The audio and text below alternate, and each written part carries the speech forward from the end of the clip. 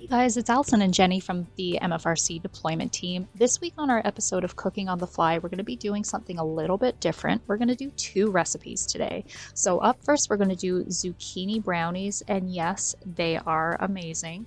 So we're just going to throw in our sugar, our oil, and then our flour, and then we're just going to blend it up until it becomes almost like the texture of sand.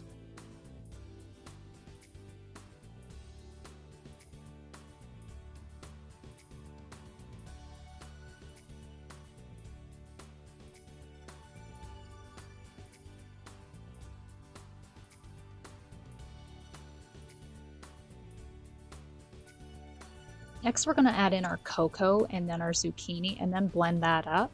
And then we're going to also throw in our vanilla extract, our salt, and our baking soda.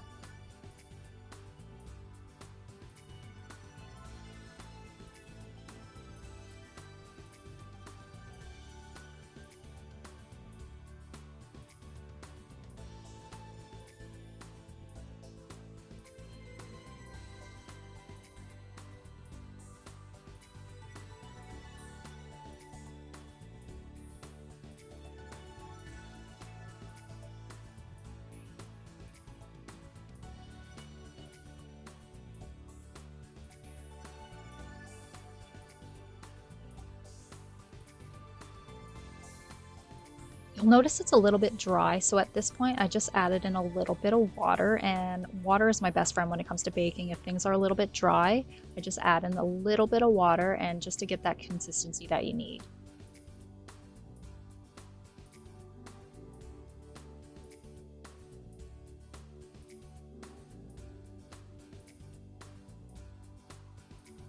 We're going to throw in our chocolate chips, and I always add a little bit more chocolate chips than is needed because who doesn't love more chocolate than is called for in a recipe?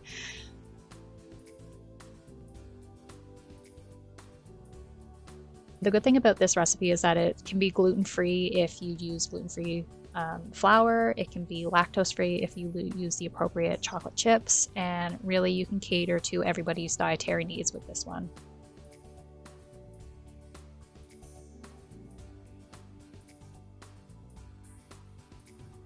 We're going to go ahead and slip it into the pan, and then when we're done, we're going to put it into the oven and let it bake at 350 degrees for about 28 to 32 minutes, and it will be dependent on your oven.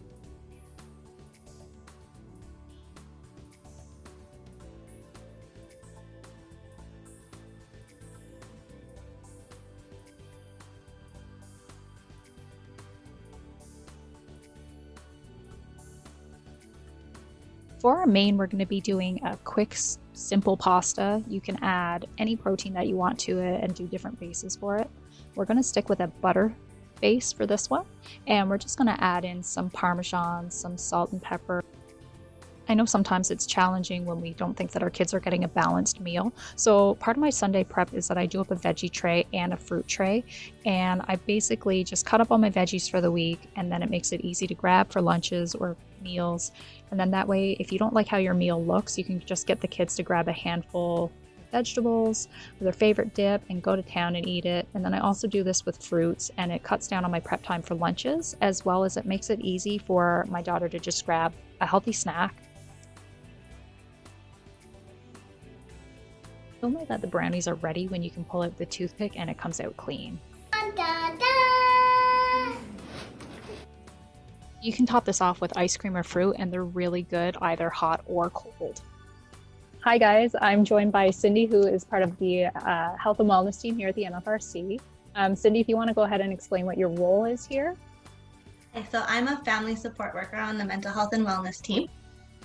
And you work closely with Jenny and I with the deployment portion of our job. What are some of the common challenges that you see right now in kids when they have a parent who's away on a deployment? So one of the most common challenges that we have parents calling in about is when they're noticing behavioral changes in their children. Kids thrive on having a basic routine, and so they can't always express what's bothering them with words, but we can see that something is going on in their actions and behaviors when we see those big shifts in routine, like having a parent out of the home for a period of time. So what resources do you guys have available for families who are currently experiencing children who are exhibiting some changes in behaviors? So we've created a little informational pamphlet. On the pamphlet, it has some suggestions for things that you can do at home. So things like talking to your kids about their emotions, making sure that you are maintaining as much of a routine as possible. We also offer counseling for both children and adults right at the MFRC. So we can do sessions on Zoom, over the phone, in person, whatever works best for you and your family. As well as connecting to any kind of external resources in the community if it is something bigger going on, to make sure that whatever support it is that you need, we can find it. Gotcha. And so what are some of those common challenging behaviors that you guys are seeing and that maybe parents can be on the lookout, just to be, I guess, more aware of what's going on with their kids? Yeah, so with younger children, you may notice things like changes in their sleeping or eating patterns. When they're really little, you might notice some regression in some of the things that they've learned, like potty training or their walking. They may seem needier or fussier, wanting to just cuddle and be with you more frequently. In school age kids or adolescents, there's a little bit more overlap in the things that you notice as well. So there might be outward changes in their school performance, so they're just not doing as well as they typically would have been. They may act out, get into trouble a little bit more frequently. You might see misdirected anger. So if something really small happened, they might have a much bigger reaction than you think is something that they would have typically had. And it can be directed towards peers, parents, siblings, anybody, or even, mad at the countries or the climates to where their parents are deployed. So I've heard lots of comments like, I'm really mad at the desert because they stole my parent, those kinds of things. Yeah. You might also see some more internal changes, so a lower self-esteem or higher self-criticism, some somatic complaints like headaches or stomach aches when there doesn't really seem to be anything else wrong. Okay, perfect. We really appreciate it. Thank you, Cindy. Yeah, thank you. Bye.